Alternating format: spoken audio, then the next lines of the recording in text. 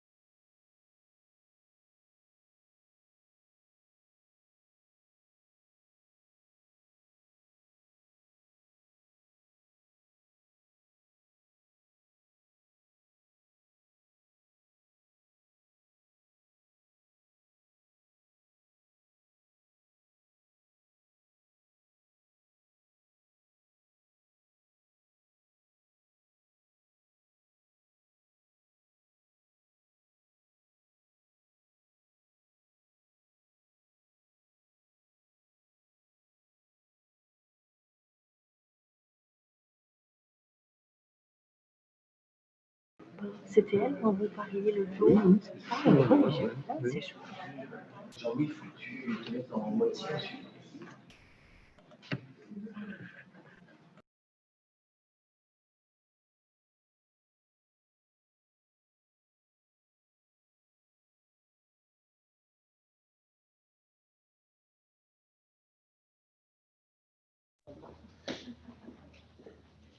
On va démarrer.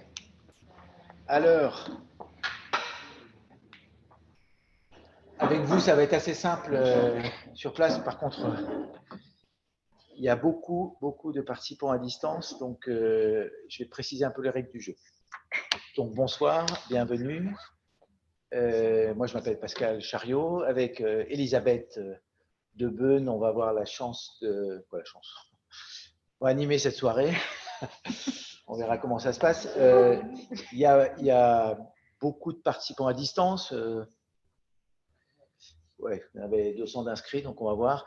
Donc la complexité, en ce moment, on sait fonctionner avec des trucs comme ça, mais d'avoir à la fois des gens sur place et des gens à distance, ça va être un peu compliqué.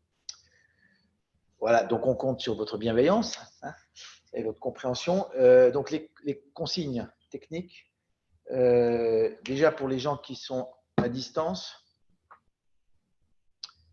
Est-ce qu'il y en a alors, donc l'utilisation du webinaire Zoom, c'est que vous ne pouvez pas parler. Ça évite d'avoir à demander à tout le monde d'éteindre son micro. Par contre, en bas de votre écran, il y a des petits boutons. Il y en a deux qui vont être utiles. Celui où il y a marqué Q et R, questions-réponses. Ça permet de poser des questions qu'on tâchera de prendre en compte. Il y en a énormément. Jean-Louis en fera une synthèse où ça des choix. Et il y a un autre petit bouton qui est conversation, qui ouvre un petit panneau de chat dont on se servira aussi. Est-ce que quelqu'un parmi les participants à distance peut confirmer que vous entendez quelque chose déjà? Ça serait un bon début. Ah, merci, c'est bon, c'est bon. OK. Donc, pour les participants à distance, donc pas de parole, vous utilisez questions et réponses et conversation si vous voulez faire des remarques. Et puis moi, il y aura 2-3 liens que je vous enverrai. Et donc, sur place, on respecte les consignes sanitaires. Donc, c'est pour ça qu'il y a 30 personnes, on ne va pas compter. Mais c'est le maximum avec la distance, avec les masques. Nous, on remet les masques quand on ne parle pas, a priori, aussi. Et les questions, on vous invitera a priori aussi à les poser par écrit dans un souci d'équité. Il y a des post-it, etc. Et aussi pour éviter d'ailleurs qu'il y ait des prises de parole trop longues, éventuellement. Puis on verra si jamais quelqu'un veut parler. Voilà. Avant de commencer, merci aux co-organisateurs, puisqu'on a organisé cette conférence à l'occasion de la venue de Cécile Renoir, avec le Centre Saint-Hugues de Bivier, fort dignement représenté, le CTM, le Centre théologique de Mélan, le diocèse et l'équipe Église Verte, la communauté de vie chrétienne, CVX, et la fondation Amar y Servir, bien connue. Voilà, et donc merci à ces co-organisateurs qui, en particulier, ont permis d'utiliser leurs fichiers, de diffuser l'information à pas mal de gens. Voilà, pour commencer, puisqu'on est à l'heure, on va faire un tour de table. Ça va être cool. Donc, je vais mettre... Demandez comment on va faire un tour de table à 150. Je vais mettre un... Parce qu'on va s'en resservir après. C'est un test. Normalement, ça marche. Je mets dans la boîte de conversation un lien avec une application qui s'appelle Klaxoon. Je vais vous partager après. Et donc, vous cliquez sur ce lien, je vais vous expliquer ici. Vous cliquez sur le lien. Ah, c'est pas à tous les conférenciers, zut.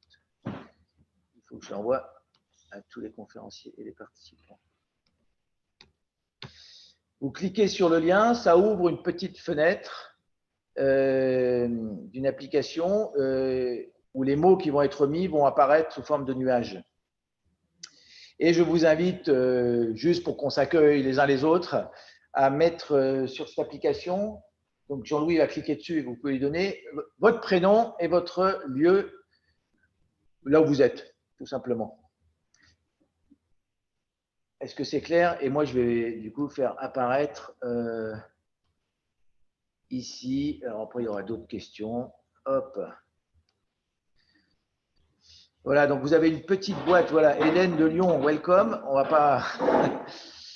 pas lister tout le monde, mais on va voir. Wow, c'est un peu là. Juste voir. Donc, Jean-Louis, si tu veux remplir ça pour tous les gens qui sont là.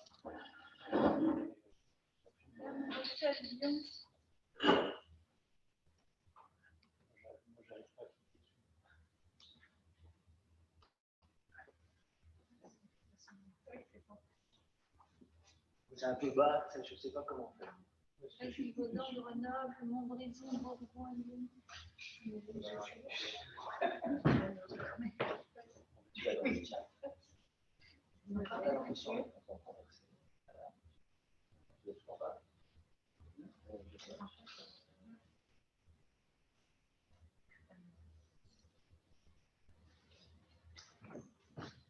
Donc, il ne faut pas mettre votre nom dans la boîte conversée, il faut cliquer sur le lien et le mettre. C'est juste pour s'échauffer.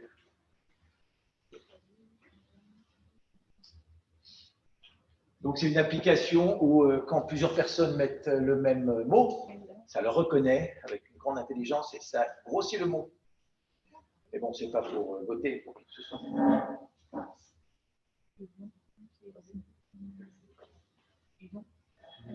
Oui, Roche et Yon, ça doit être la Roche-sur-Yon, mais il faut mettre... Normalement, il faut attacher les mots. Ah oui, c'est ça.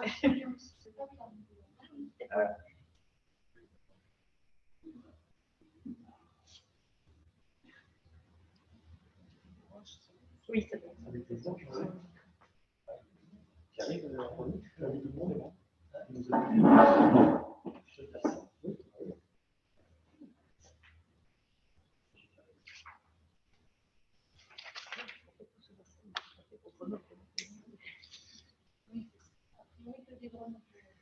Il n'y a pas que des Grenoblois, quoi, ici, peut-être. Dans la salle,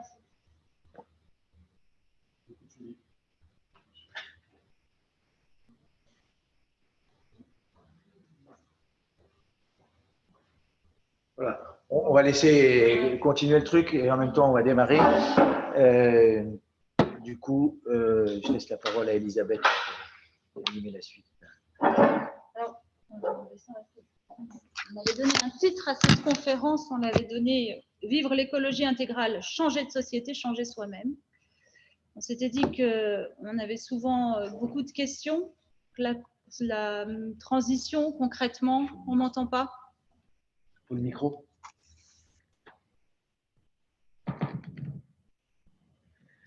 Voilà, on se disait avec Pascal qu'on est toujours très fort pour constater que notre économie, notre société tout entière va droit dans le mur en poursuivant justement une économie linéaire ou de profit, qu'il faut changer les choses, on le dit, mais quelles choses et comment, et les remplacer par quoi? C'était un peu le but de cette soirée avec Cécile Renoir. Je ne vais pas vous présenter, je vais vous demander de vous présenter. Alors, du coup, ça marche? C'est bon? Non? Oui? Vous m'entendez? C'est bon.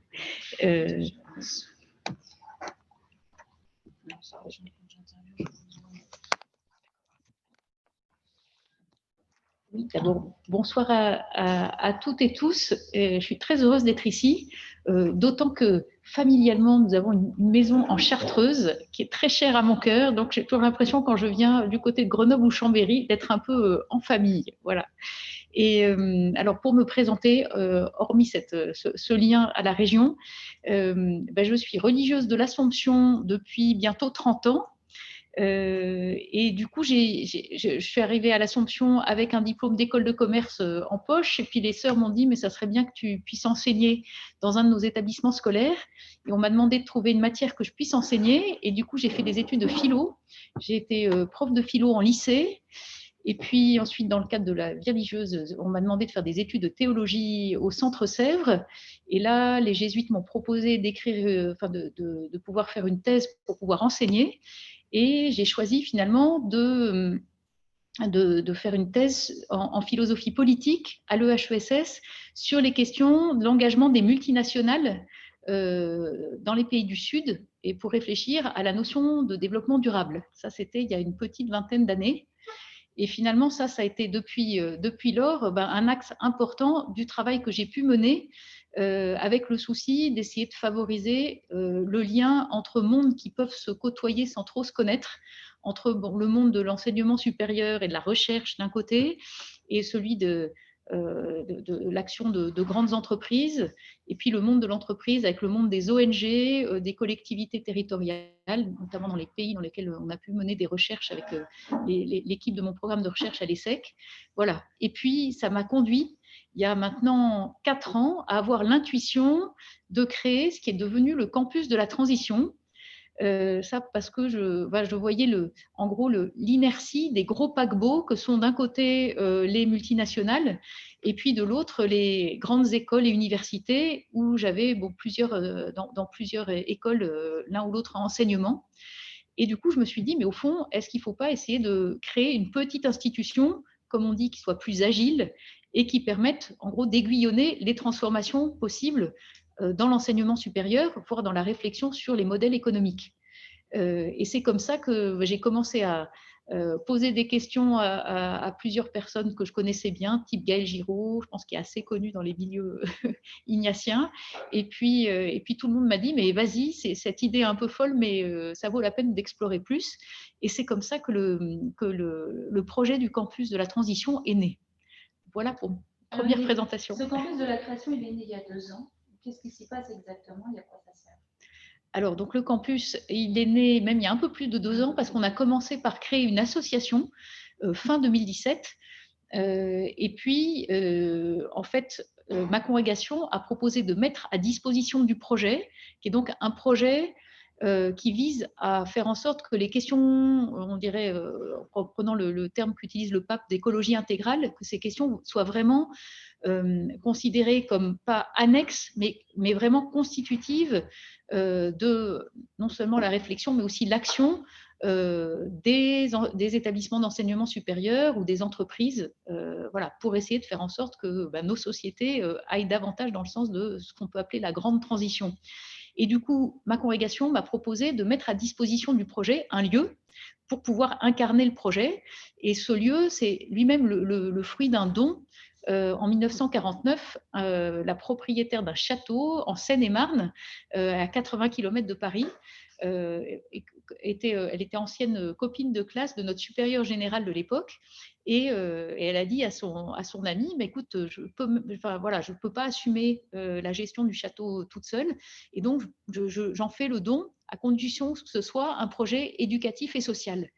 Et donc, jusqu'en 2016, en fait, il y a eu école, collège, lycée horticole, dans les locaux d'un château avec les anciens communs, un bâtiment avec des salles de cours. Bref, tout ce domaine était marqué par ce projet éducatif.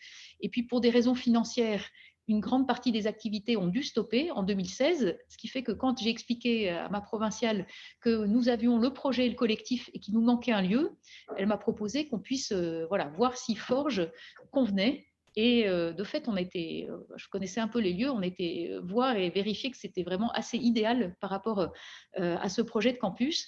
Et donc, nous nous sommes installés à l'été 2018 dans ce lieu.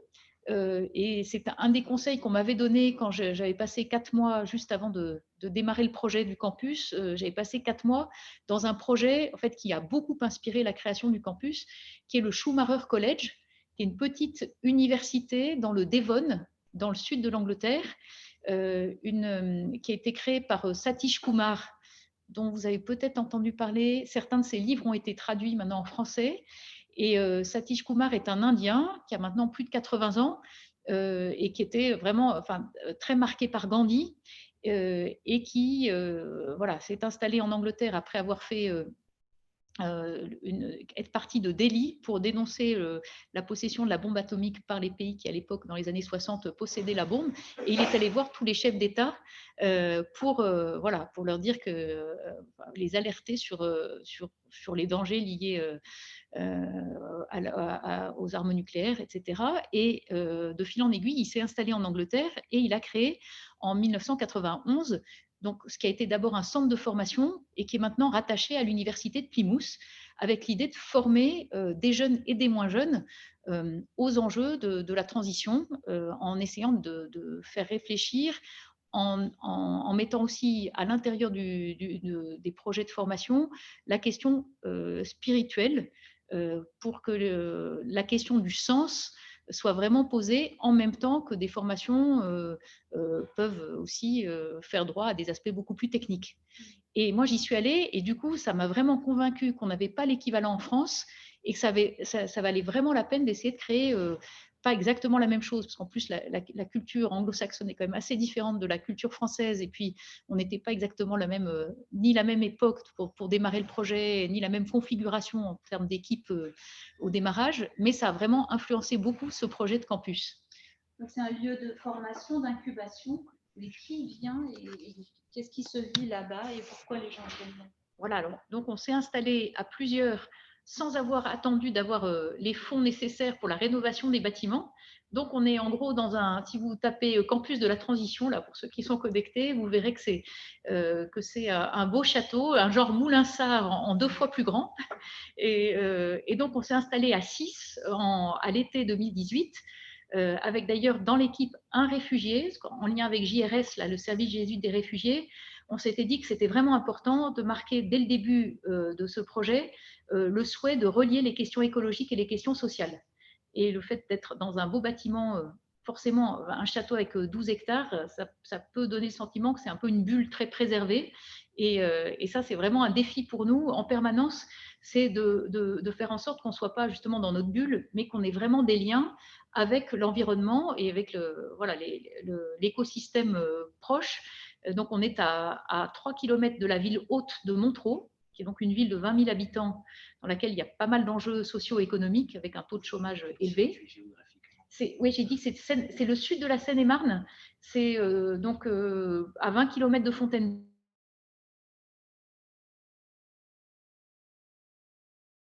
Et donc quelques kilomètres de Montreux. Et donc, on trouvait que c'était aussi très intéressant de s'installer là, parce qu'il y a les problématiques de zones semi-rurales, et je pense que ce n'est pas pour rien que le mouvement des Gilets jaunes est né en Seine-et-Marne, qu'il y a vraiment toutes ces problématiques d'accès, de besoin de voiture pour se déplacer d'un lieu à un autre. Puis en même temps, on est donc proche d'une ville de 20 000 habitants et dans le Grand Paris. Ce qui fait qu'en plus, c'est quand même assez facilement accessible par les transports en commun, ce qui est aussi très intéressant. Voilà, donc le projet, c'est un projet de formation, de recherche et d'expérimentation. Donc, on pourrait dire de l'écologie intégrale au sens où ce qu'on peut appeler grande transition, au sens de relier justement les questions écologiques, sociales, économiques, culturelles, citoyennes. Donc, on s'est installé pour marquer dès le départ qu'il y avait une logique collective, voire communautaire, et en se disant que on essayait nous-mêmes, dans notre vie quotidienne, de se mettre le plus possible en cohérence par rapport à ces enjeux. Et en gros, si je donne juste un ordre de grandeur que je trouve très très frappant, c'est que pour réaliser l'accord de Paris sur le climat, en gros, en France, il faut diminuer l'empreinte carbone par habitant de 12 tonnes de CO2 en gros dépensés par habitant et par an à moins de 2 tonnes. Or, voilà, un autre chiffre moi, qui m'a beaucoup marqué quand on me l'a donné, c'est que quand on fait un Paris-New York en avion, eh ben, on a déjà on dépense 1,5 à 2 tonnes. Donc, on a quasiment explosé son empreinte carbone de l'année individuelle.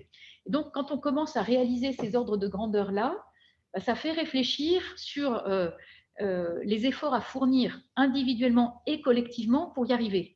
Et du coup, avec ceux et celles avec lesquels nous vivons sur place, ce qu'on essaye de faire, c'est de voir comment dans nos vies quotidiennes, on peut essayer que ce soit sur la question de bâtiment, énergie, en termes de facture énergétique, se dire quel est le mix énergétique qui va nous permettre d'avoir une empreinte moins élevée, en termes de mobilité, en termes de choix de loisirs, en termes d'alimentation, décliner vraiment dans tous les aspects de nos vies, ces enjeux-là, et en essayant d'avancer ensemble.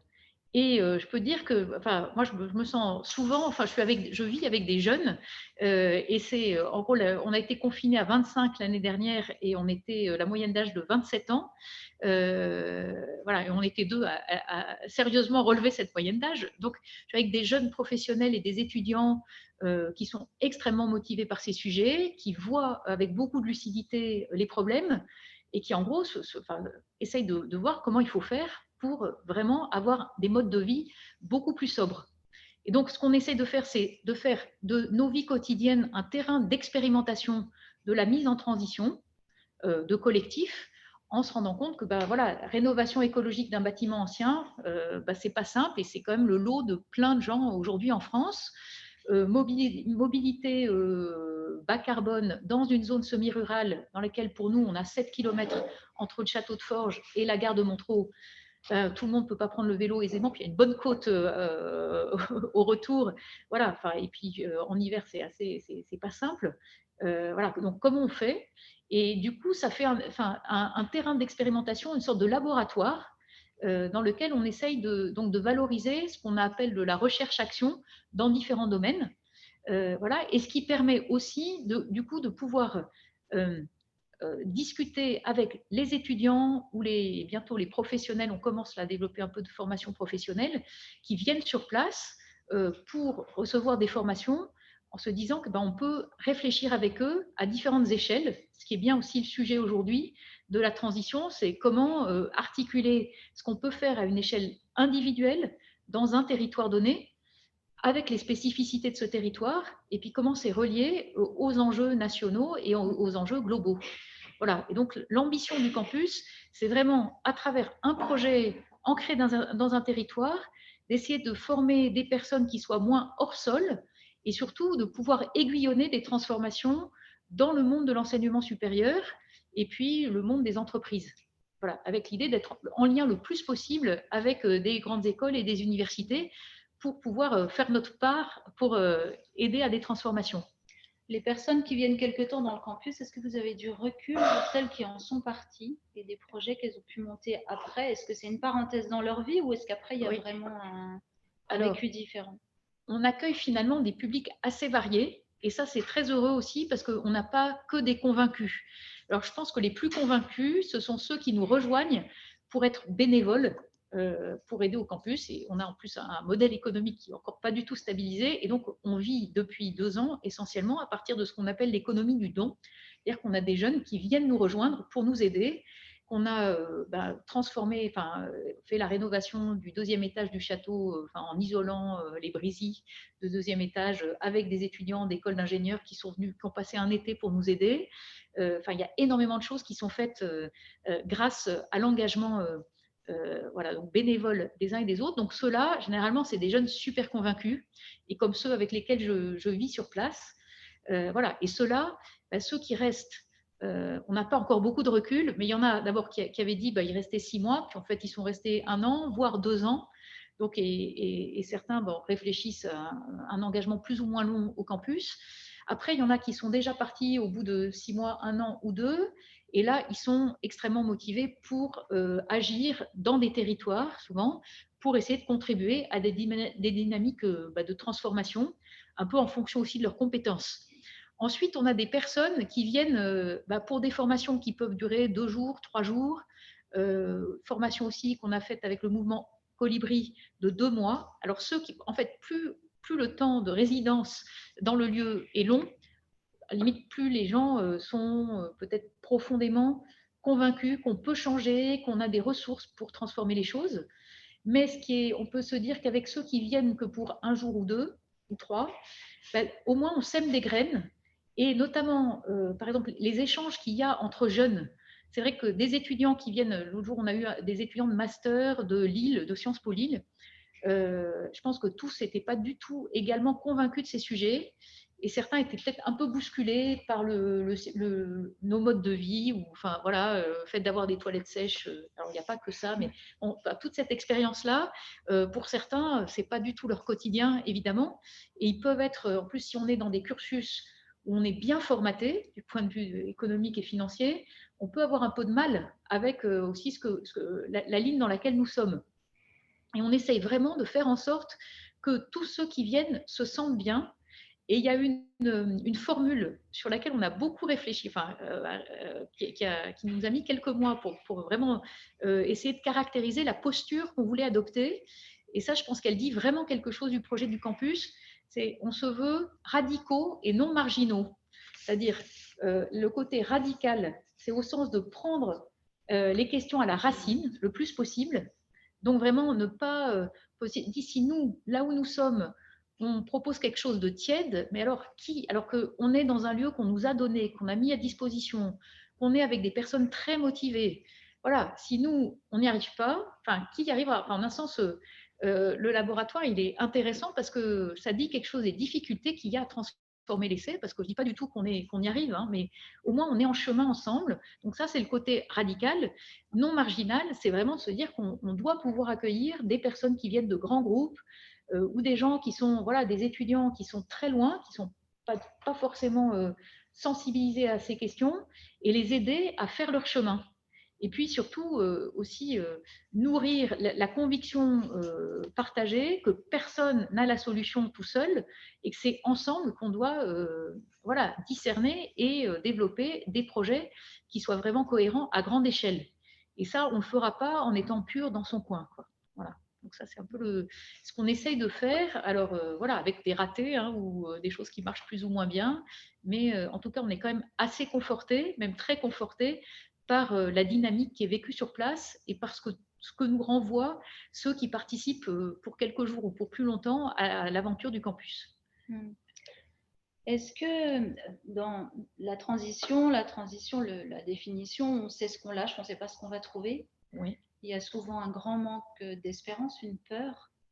Est-ce que votre campus n'est pas un peu un cocon idéal et quand on en part, c'est peut-être un peu difficile de réatterrir dans le monde oui. Alors, de se sentir très démuni finalement. Oui, et là, d'ailleurs, c'est un peu une expérience qu'on a faite au moment du confinement, c'est qu'on était vraiment petite société politique, on va dire expérience totale, pas totalitaire ou totale, mais quelque chose de tellement, enfin, voilà, qui prend. On était dans un beau domaine, donc avec des conditions assez idéales, et en même temps, le vivre ensemble à 25 qui ne se connaissaient pas forcément bien au début du confinement, c'est pas forcément facile, avec aussi certains souhaitant beaucoup de la gouvernance partagée, des prises de décision très horizontales, et puis en même temps, on a aussi une structure associative et un projet avec un cap à maintenir. Donc voilà, donc trouver, expliquer la gouvernance telle qu'on l'a petit à petit forgée, c'est le cas de le dire, avec pas seulement ceux qui sont sur site, mais l'écosystème plus large du campus. Enfin, tout ça, c'était une expérience passionnante, mais qui montre bien le défi aussi d'être en dialogue avec d'autres. Voilà, et donc cette expérience du campus, je pense, elle est vraiment faite pour créer un va-et-vient entre des zones. Alors, je pense que le terme oasis, d'ailleurs, que nous, on est un oasis du mouvement Colibri, ça dit quelque chose du souhait qu'on a que ce soit un lieu qui soit un lieu ressourçant pour des personnes. Et il y a aussi une belle expression utilisée par un écrivain, je crois qu'elle est américaine, qui s'appelle Margaret Wheatley, qui parle dans ses ouvrages de la nécessité d'avoir dans nos territoires ce qu'elle appelle des islands of sanity. C'est assez difficile à traduire en français, mais et puis le terme d'île peut aussi être un peu, enfin, ça peut être ambigu parce que l'idée c'est justement pas qu'on soit dans une île isolée, mais de créer ces lieux dans lesquels il fait bon vivre et dans lesquels, au fond, on laisse aux personnes la capacité d'être elles-mêmes avec leurs doutes, avec leurs questions, et où il y a un environnement bienveillant. Alors le mot bienveillant peut être très galvaudé, mais je pense que c'est quelque chose de très fondamental, de sentir qu'il n'y a pas de jugement préalable et qu'en revanche, il y a ce souhait d'être lucide sur les réalités d'aujourd'hui, le fait qu'il y a de nombreux perdants à notre système soi-disant gagnant-gagnant, et que voilà, dans un lieu comme celui du campus, on peut offrir à ceux qui viennent un espace d'abord extérieur, mais d'abord intérieur, pour se poser des bonnes questions, se mettre en mouvement et oser avancer. Et moi, je dirais que c'est un lieu dans lequel on peut refaire ses forces, et moi, je l'expérimente vraiment moi-même comme ça, pour mener le bon combat avec d'autres. Et sachant qu'on sait bien que c'est très, très compliqué, mais nous-mêmes, on l'expérimente au quotidien, que tout ça n'est pas simple. Mais je pense que ce que le campus montre, c'est qu'on peut vivre sobrement et de manière heureuse, et qu'il y a beaucoup de choses qui sont possibles parce qu'on mutualise et parce qu'on a cette dimension collective. Il y a une question qui est posée là, parce que ça s'adresse pas mal aux étudiants. Oui. Alors, on ne sait pas exactement qui est connecté aujourd'hui, mais il n'y a pas que des étudiants. Et donc, il y a une question de savoir si c'est aussi ouvert aux retraités. La retraite étant un temps de réflexion, d'expérimentation, voire de mutation du mode de vie. Est-ce qu'il y a quelque chose de proposé au campus ou ailleurs? Sachant que pour information, demain, Cécile va au centre Saint-Hugues, donc certainement il y aura des propositions là. Ce n'est pas un centre de retraités. Alors, c'est vrai que je disais que la moyenne d'âge au campus est jeune. Alors, c'est vrai que le premier public concerné, c'était celui des étudiants. Et voilà, mais en même temps, on s'est dit aussi que c'était très important d'avoir des liens avec le monde professionnel et en fait là où de personnes en activité. Et je pense que de fait, les retraités ont un rôle considérable à jouer aujourd'hui avec l'expérience qu'ils ont, la capacité d'ailleurs à contribuer bénévolement à un certain nombre de projets, à soutenir. Et c'est vrai que là, nous, on a un jeune retraité qui arrive dimanche. parce que c'est un ami d'une de nos communautés de l'Assomption, voilà, et qui est emballé par le projet du campus et qui du coup nous a dit, qui est venu plusieurs week-ends l'année dernière. Lui-même faisait l'école à l'hôpital et puis il arrive à Forges pour rejoindre notre équipe et je trouve que je pense que ça va être très heureux. Et puis pour la petite histoire, j'avais aussi une sœur que j'aime beaucoup, une sœur anglaise de l'Assomption qui a plus de 80 ans, avec qui j'ai fait beaucoup de choses sur les aspects justice et paix pendant des années et qui est venue passer 15 jours l'année dernière. Et c'était un peu la grand-mère, j'allais dire, avec tous ces jeunes. Et ça s'est très bien passé. Et je pense qu'on a vraiment besoin de cet intergénérationnel et que vraiment toutes les générations sont concernées. Et je pense que ça fait beaucoup de bien aux jeunes aussi d'avoir des moins jeunes avec eux. Donc ça. D'ailleurs, il y a une question, c'est est-ce qu'on peut venir en intergénérationnel, en famille? Oui, alors oui, ponctuellement. Alors on a déjà, pour ceux que ça intéresse, le samedi, une fois par mois, ce qu'on appelle une journée découverte, où justement on fait un peu porte ouverte pour ceux et celles qui veulent venir. C'est une manière de canaliser quand même un peu ceux qui veulent venir découvrir le lieu. Et puis une fois par trimestre, il y a aussi le samedi ce qu'on appelle les rencontres de Forges, où là on choisit un sujet lié à l'écologie. On en a fait sur énergie et écologie, sur art et écologie, sur agriculture et écologie. Et là, on travaille, ça peut être avec des acteurs du territoire. On fait venir aussi l'un ou l'autre expert. Et puis, on ouvre largement à nos amis, connaissances, gens du territoire ou personnes du monde de l'enseignement supérieur ou autres. Voilà, donc ça aussi, vous pouvez regarder sur le site du campus et il y a ces propositions. Et puis après, on va essayer de développer aussi donc, des formations professionnelles, mais à mon avis, les formations, elles peuvent être tout à fait ouvertes à des personnes qui sont intéressées à participer de tous âges. Voilà.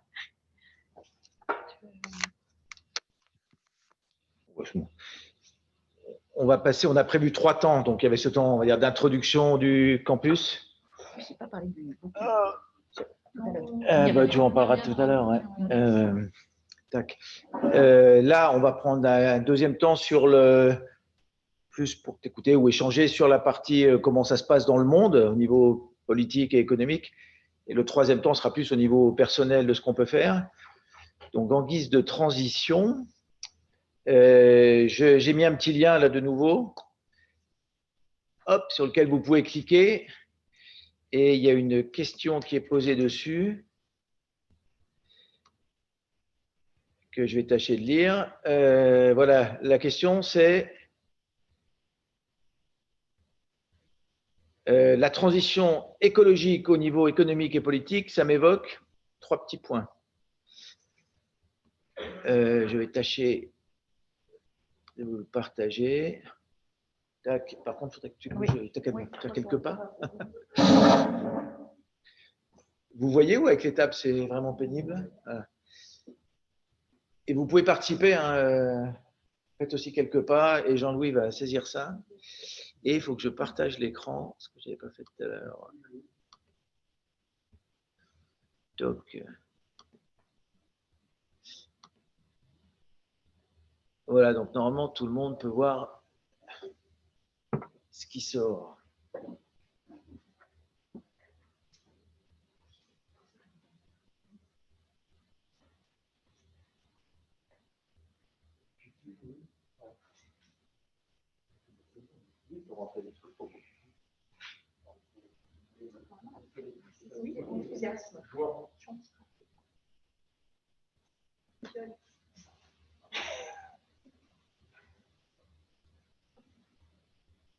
Madame.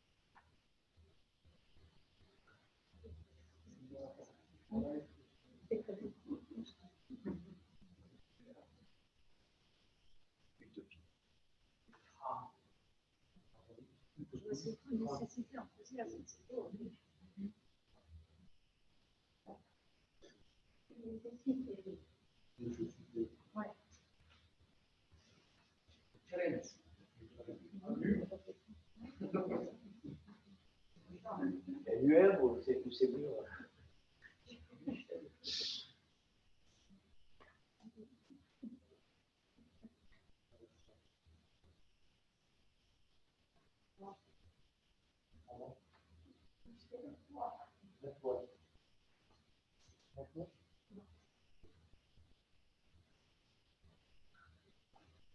Complexité.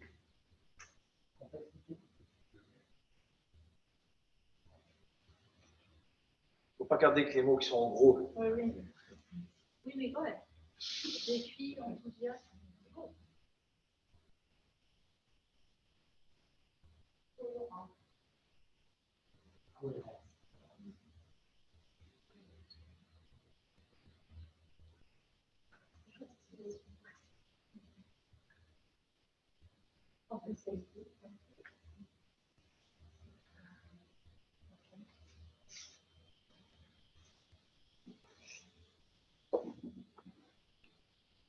On va laisser se compléter, puis on va en même temps attaquer.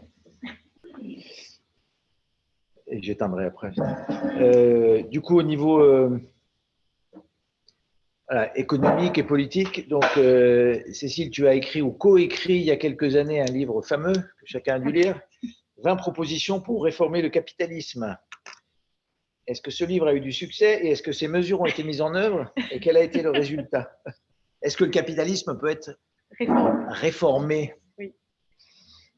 Comment est-ce qu'on peut être radical et non marginal? Alors, donc ce livre, on l'avait écrit, enfin, coécrit à 10 ou 11 avec une première édition en 2009, donc avec une écriture qui avait commencé au moment de la crise des subprimes. Et c'est Gaël Giraud et moi-même qui coordonnions l'ouvrage. Et les co-auteurs étaient, bon, il y avait une autre académique, mais les autres étaient des personnes engagées dans le monde de la finance de marché et finance d'entreprise. Et ce qui était à l'origine du bouquin, c'est de dire, bon, ben, face à ce capitalisme financiarisé et mondialisé, qu'est-ce qu'on peut faire? Puis là, on avait commencé l'écriture en fait juste avant cette crise des subprimes et qui n'avait fait que renforcer l'intérêt et l'urgence qu'il y avait d'écrire un tel livre. Et ça avait été une expérience collective très intéressante parce qu'on avait des personnes qui étaient dans le cœur du réacteur, qui se posaient des questions sur, en gros, leur responsabilité vis-à-vis de ce qui se passait et qui s'étaient dit, ben voilà, qu'est-ce qu'on peut proposer comme réforme à plus court terme. Donc, il y avait dans le livre, en fait, ces 20 propositions. En fait, il y en avait à peu près la moitié qui étaient des propositions assez techniques de régulation financière et l'autre moitié qui était que j'avais davantage coordonnée, parce que moins sur les aspects de régulation financière technique. L'autre aspect, c'était se dire justement comment resituer le capitalisme vis-à-vis des enjeux de transformation des modèles de société qui permettent de respecter la planète, les écosystèmes et de favoriser plus d'équité et de justice sociale. Et donc, il y avait un certain nombre de propositions qui donc remettaient vraiment la finance au service de l'économie et l'économie elle-même au service de projets de société plus larges. Voilà, alors en gros, je pense que largement d'ailleurs, une deuxième édition en 2012, là on avait quand même, c'était dit entre 2009 et 2012, qu'est-ce qui s'est passé? Il y avait eu des petites évolutions du point de vue de la régulation financière, mais en gros, nos propositions restaient largement valables. Et on avait en plus, on s'était dit qu'à l'époque, pour la première édition, on n'avait pas suffisamment mis en avant les enjeux écologiques. Donc, on avait demandé notamment à Alain Grandjean aussi d'écrire sur ces sujets. Donc la version de 2012, elle est quand même assez substantiellement différente de celle de 2009. Mais l'année dernière, Garnier Flammarion nous a proposé de refaire une troisième édition. Puis en fait, on n'avait pas l'énergie parce qu'on était, Gaël et moi sur un projet, sur le bouquin là, dont je vais parler tout à l'heure, qui m'occupait bien. Donc, pas changé. Et en fait, notre bouquin est épuisé, mais quand on le lit, finalement, il y a encore. Alors, il faudrait réactualiser, mais il y a beaucoup de choses qui restent vraies. Alors, je vais donner des exemples. Maintenant, je rentre dans la question, c'est entre 2010 et maintenant, est-ce qu'il y a des choses qui ont changé? Voilà. Alors, je vais quand même donner des éléments sur ce que je travaille le plus, qui est en gros des éléments de régulation de l'activité des multinationales et puis des aspects de régulation un peu systémiques, mais sans toucher directement les questions de régulation financière. Là, il faut que vous regardiez toutes les interviews de Gaël et tout ça, qui est bien plus compétent que moi. Donc, pour parler de ce que je connais plus et de ce que j'ai vu de près, par des liens donc, entretenus avec des multinationales depuis quand même maintenant presque, enfin, plus de 15 ans d'ailleurs, pour essayer de voir comment est-ce qu'on peut voilà, leur demander ou exiger d'elles ou faire en sorte qu'elles intègrent vraiment de façon beaucoup plus structurante les enjeux écologiques et sociaux. Ben, on voit qu'on n'y est encore pas du tout. C'est-à-dire, alors, je vais quand même après dire ce qui a bougé dans un sens positif, mais là, je pense qu'on a tous à l'esprit l'accord de Paris sur le climat ou les objectifs du développement durable. Ce qu'on peut dire, c'est qu'il y a au moins une reconnaissance que les acteurs privés ont un rôle clé à jouer pour transformer les choses et qu'il faut parler, alors moi, de ce que j'appelle avec d'autres la question de la responsabilité politique des entreprises. Et ça, alors quand même, en 10 ans, je vois une vraie différence parce que ça, moi, j'en parlais depuis pas mal de temps, mais je voyais bien que quand on parlait de responsabilité politique, on dit mais ça va être la France-Afrique ou je ne sais quoi, ou dire mais en fait l'entreprise n'a pas à s'occuper de ça. Et moi, pour avoir travaillé pendant ma thèse sur le rôle notamment des pétroliers vis-à-vis des enjeux de développement durable, je disais on peut dire que l'entreprise n'a pas à faire de la politique politicienne, et ça certes, mais en revanche, les multinationales, notamment des secteurs clés comme l'énergie ou autres, ont une puissance économique qui leur donne aussi un pouvoir politique. Donc, il vaut bien mieux reconnaître ce rôle politique pour essayer de voir comment est-ce qu'on peut le circonscrire et qu'est-ce qu'on peut demander à l'entreprise d'exercer comme responsabilité à l'égard de ces enjeux politiques au sens de ce qui concerne le vivre ensemble, la vie dans la cité, donc les enjeux de justice et de bien commun. Et ça, je trouve qu'il y a quand même maintenant une réflexion, pas seulement dans les enceintes, disons, de philo-politique ou de gens spécialement intéressés par ces sujets, mais dans les écoles de gestion, dans une réflexion qui est au croisement de la gestion, de la science politique, voilà, pour regarder ce qu'on est en droit d'attendre des entreprises. Et même si la loi Pacte est très, très insuffisante, on peut dire quand même que la réflexion sur la raison d'être des entreprises, les débats qui ont eu, alors on arrive à quelque chose qui est tout à fait insuffisant, à mon avis, en ce qui concerne la réforme des articles 1832 et 1833 du Code civil qui définissent la société commerciale. On a quand même eu des débats sur qu'est-ce qu'une entreprise, à quoi elle sert, comment est-ce qu'on la définit en droit, et reconnaître que pour l'instant, ce qui existe dans le droit français, mais c'est à peu près la même chose dans le droit américain ou autre, c'est une conception très insuffisante de ce qu'est, d'ailleurs l'entreprise en tant que telle, elle n'est pas définie, c'est la société commerciale qui est définie, et elle est définie d'une manière qui consiste à dire que des personnes se mettent ensemble, en gros, pour faire du profit. Et toutes les discussions qui ont eu lieu, y compris dans l'enceinte de l'Assemblée nationale ou autre, pour dire peut-être qu'en fait, il faut justement dire que l'entreprise, c'est autre chose. Et là, dans les 20 propositions, dans la version de 2012, il y a la deuxième proposition qui était de la part de Daniel Hurstel, donc un avocat, une proposition de redéfinition de l'article 1832 du Code civil, en disant, en fait, il faut définir non seulement la société commerciale, mais l'entreprise comme un projet collectif qui doit être financé au moyen du profit. Donc le profit est bien un moyen nécessaire, au sens qui ne peut pas ne pas être, mais c'est un moyen au service de projets collectifs et dont on doit, à minima, vérifier qu'il est compatible avec l'intérêt général. Et ça, ce type de proposition, quand même depuis 10 ans, il y en a eu pas mal de différents juristes pour essayer de voir comment est-ce qu'on regarde l'entreprise autrement.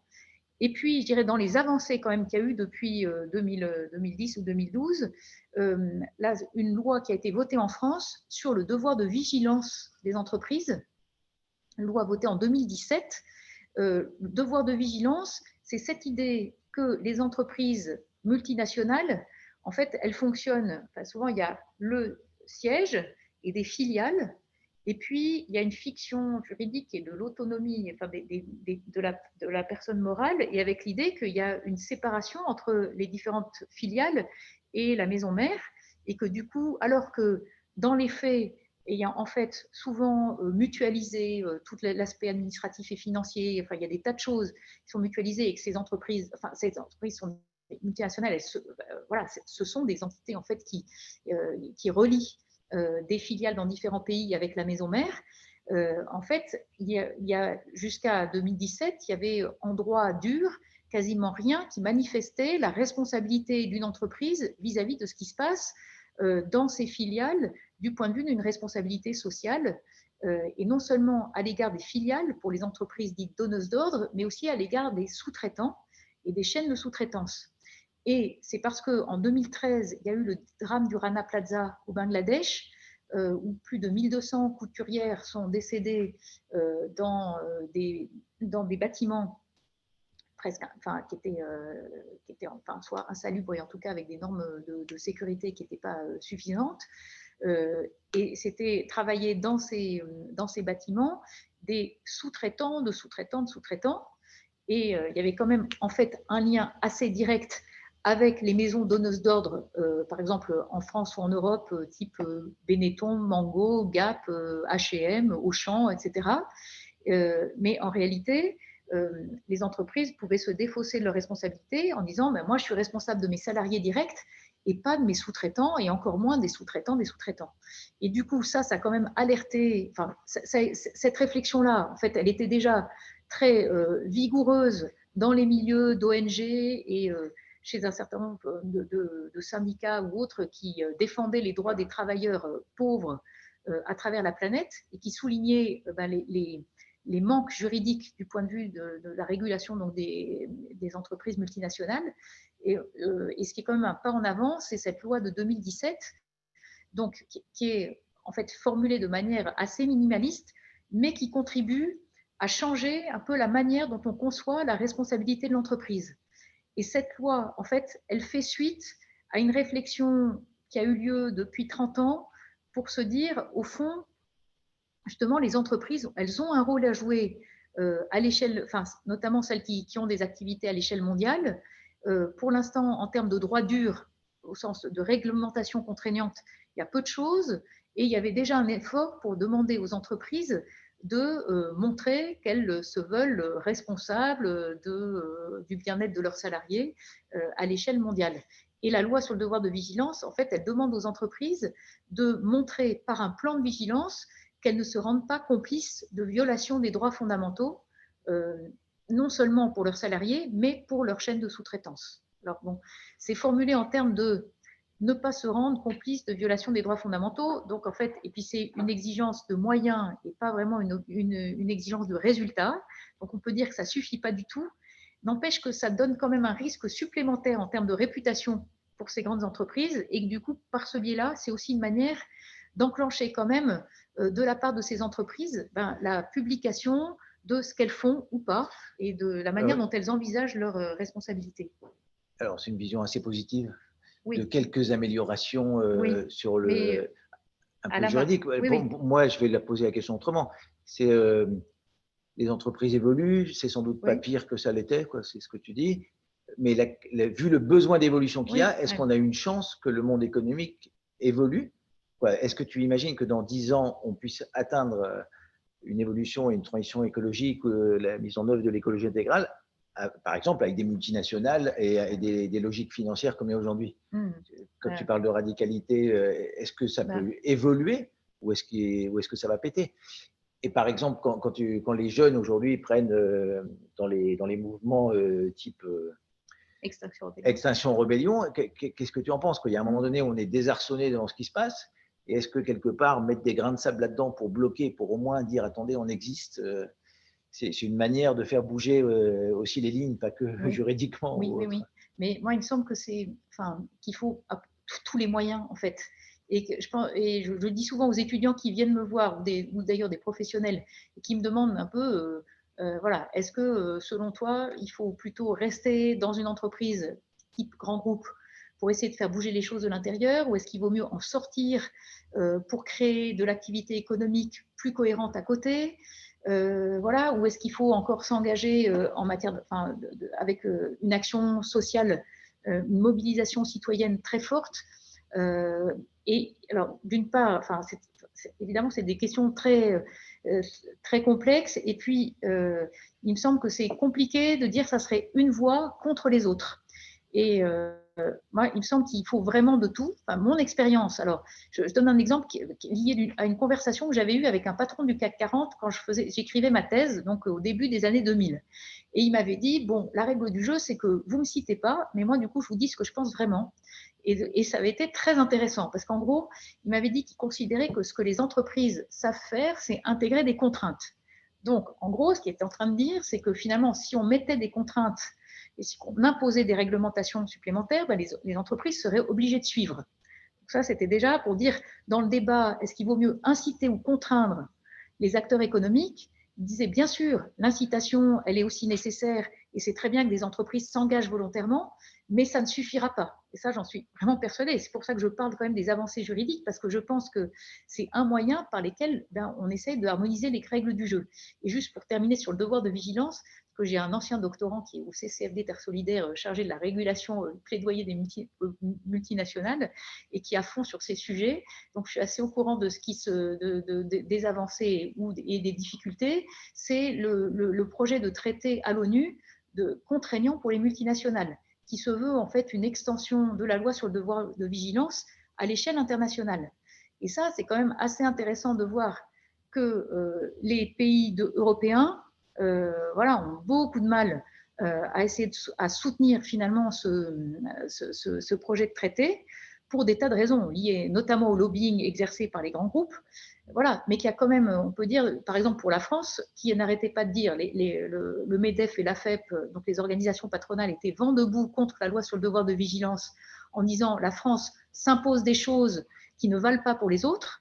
Du coup, la France serait la mieux placée pour dire mais nous, on veut de ce traité parce que ça permettrait d'harmoniser les règles du jeu. Bon, donc ça, c'est assez intéressant de voir les débats, mais enfin, je pense qu'il faut quand même encore un certain nombre d'années avant que ça passe vraiment. Il n'empêche que de se mobiliser pour ces transformations-là, ça me semble quand même clé pour souligner qu'on a besoin de transformer les choses, et pas seulement sur la question des chaînes de sous-traitance, c'est une chose, on a besoin de transformer les normes comptables, et ça, il y a en ce moment une mobilisation par rapport à la nécessité de transformer les normes comptables voilà, à toutes les échelles, montrant comment les normes IFRS, elles ont quand même un effet délétère sur les pratiques justement financiarisées aujourd'hui.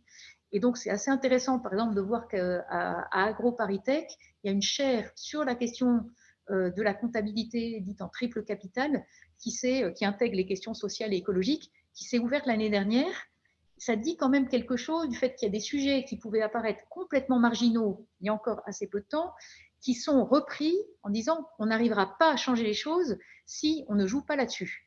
Et ensuite, pour répondre aussi à ta question, moi je pense que ça encore c'est bien, mais c'est pas suffisant. Enfin, c'est des processus au long cours, et je pense qu'on a vraiment besoin de la mobilisation citoyenne à différents niveaux, aussi bien des associations de consommateurs, peut-être du boycott de certains produits, aussi, je pense que dans les recommandations de la conférence citoyenne sur le climat, il y a plein de choses. Ah oui, il y a plein de choses qui sont de bon sens, et c'est vraiment très très très pénible, pour pas dire beaucoup plus, que ça soit caricaturé, alors que en fait c'est prendre au sérieux les données actuelles et se dire comment est-ce qu'on avance pour faire bouger les choses en essayant de le faire avec des moyens qui ne soient pas violents. Et ensuite, la question que moi, je n'arrête pas de me poser depuis 20 ans, c'est est-ce qu'on peut y arriver vraiment sans usage de la force ? Et je pense que c'est la question que se posent beaucoup de jeunes aujourd'hui. Et là, à mon avis, après, c'est selon aussi la sensibilité qu'on a et la capacité qu'on a à s'engager d'une manière ou d'une autre, pas que des jeunes. Moi, il me semble que quand même promouvoir la non-violence active, c'est quelque chose qui est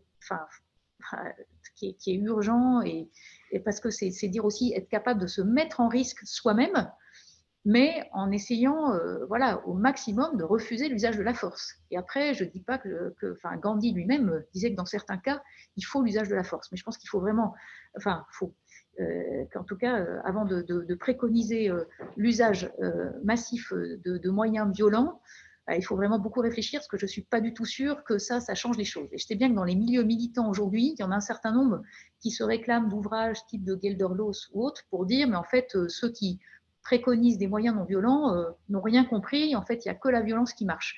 Ça, moi, je ne crois pas que ça soit vrai. Et je pense que c'est extrêmement dangereux. Mais en revanche, ça renforce. Et pour moi, c'est pour ça que ça renforce aussi ce qu'on essaye de faire au campus, c'est-à-dire la nécessité de déformater la manière dont on réfléchit à un certain nombre de sujets, et notamment à essayer d'engager une réflexion sur la question du partage équitable des richesses créées. Et que derrière tout ça, il y a quand même la question des inégalités qui continuent à se creuser, et du fait qu'on continue à former les soi-disant élites comme si c'était normal de gagner même 10 ou 20 ou 100 fois plus que le salaire de base. Et ça, il n'y a rien qui justifie ça d'un point de vue éthique. Donc, voilà. Est-ce qu'il y a des questions? Oui, il y a une question avant qu'on passe à l'aspect plus personnel, du coup, parce qu'on y vient, qui est sur la démarche RSE des entreprises, oui. Responsabilité sociétale des entreprises, donc qui typiquement est une démarche volontaire, oui. Sans même beaucoup d'incitation directe, en tout cas sans contrainte. Oui. Est-ce que tu penses que ça a de l'impact et est-ce que ça permet des transformations à la hauteur de ce qui est nécessaire? Alors moi déjà, j'aime beaucoup mieux parler de responsabilité de l'entreprise que de RSE, parce que justement, il me semble que la RSE reste malheureusement encore aujourd'hui cantonnée quand même à l'énoncé et puis la mise en œuvre de bonnes pratiques, bon, et qu'on a beaucoup de mal à faire en sorte que la RSE soit comprise comme elle est maintenant considérée, en tout cas au niveau de l'Europe. Il y a vraiment depuis 2012 un changement de paradigme, on peut dire, puisque depuis 2012, l'Union européenne a choisi de définir la RSE comme la maîtrise par une entreprise de ses impacts. Et on voit bien que dire ça, c'est tout autre chose que de considérer la RSE comme ça a été le cas, et notamment dans le monde anglo-saxon beaucoup, mais c'est vrai aussi dans nos pays, comme les bonnes pratiques charitables ou ce qu'une entreprise fait au-delà de ce qui est prévu par la loi. Et là, si on prend au sérieux justement cette définition de 2012, d'ailleurs, elle a quand même largement contribué à ce qu'est devenu la loi sur le devoir de vigilance, c'est-à-dire une entreprise doit montrer ce qu'elle fait pour maîtriser ses impacts. Et donc, ces impacts, ça ne s'arrête pas aux salariés directs, ça veut dire regarder ce qui se passe pour les chaînes de valeur, pour les territoires dans lesquels l'entreprise a ses activités. Et puis, la responsabilité politique, c'est aussi vis-à-vis de ce qu'avec Swan Baumier, là, on a dans le livre qu'on a écrit il y a 2 ans, l'entreprise comme commun, définie comme une responsabilité à l'égard des biens communs mondiaux, comme le climat ou le lien social, c'est-à-dire comment une entreprise est co-responsable avec d'autres des effets combinés de son activité sur l'évolution du climat, de la biodiversité, etc. Et donc de ce point de vue-là, ce qui existe en termes de RSE, pour l'instant, ça reste très insuffisant. Pour changer les choses, il faudrait vraiment que la RSE soit comprise comme ce qui guide l'évolution de la stratégie de l'entreprise. Et je pense que ça commence à rentrer un peu dans le discours de certaines entreprises, après que ça se traduise effectivement dans une stratégie et dans des choix qui font qu'on n'est pas piégé par les contraintes du court terme et de la financiarisation. Voilà, on en est encore loin et c'est pour ça que ça fait reboucler sur la nécessité de réfléchir à la transformation des règles du jeu, notamment du point de vue de la comptabilité, de la fiscalité et des choix et des critères, des choix d'investissement. Et là, je pense que vraiment les choix, l'investissement ISR, pour l'instant, les critères, ils sont encore très insuffisants par rapport à ce qui pourrait vraiment permettre de faire bouger les choses. On va lancer le troisième temps, du coup, et puis comme ça, il y aura du temps pour les questions. J'ai lancé, c'est le dernier klaxoon, hein, je vous fais grâce. Donc, je vous ai remis un petit lien avec une question. Il faut rebouger. Ouais, il faut rebouger, on va réallumer. Et du coup, la question, là, c'est plus personnel. Toc, toc, toc. Voilà.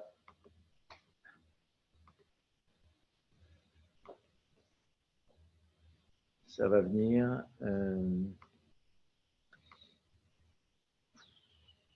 Faire beaucoup de choses à la fois. Partager l'écran.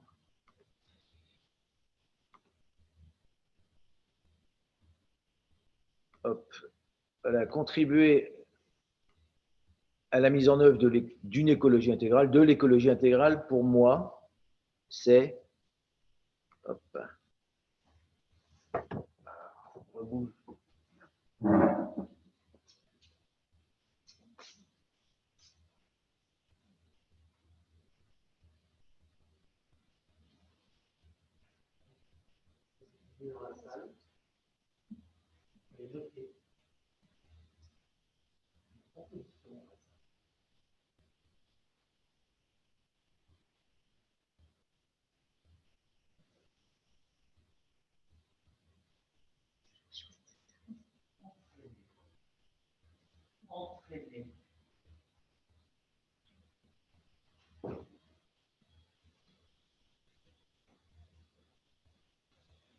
Ma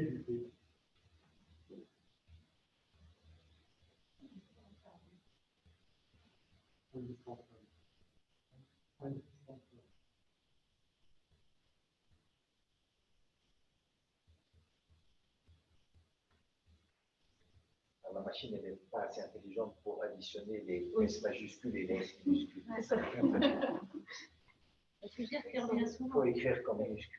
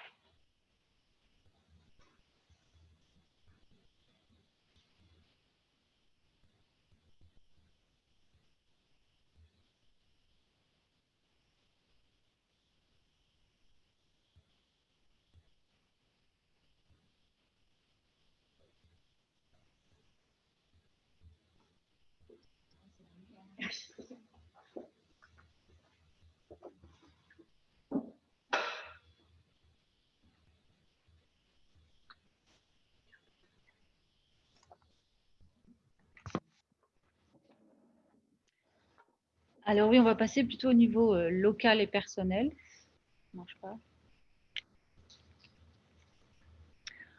Dans tout ce qu'on a vu, dans tout ce qui se passe au niveau national et international, ça peut... Oui, mais il ne marche pas. Vous ne m'entendez pas?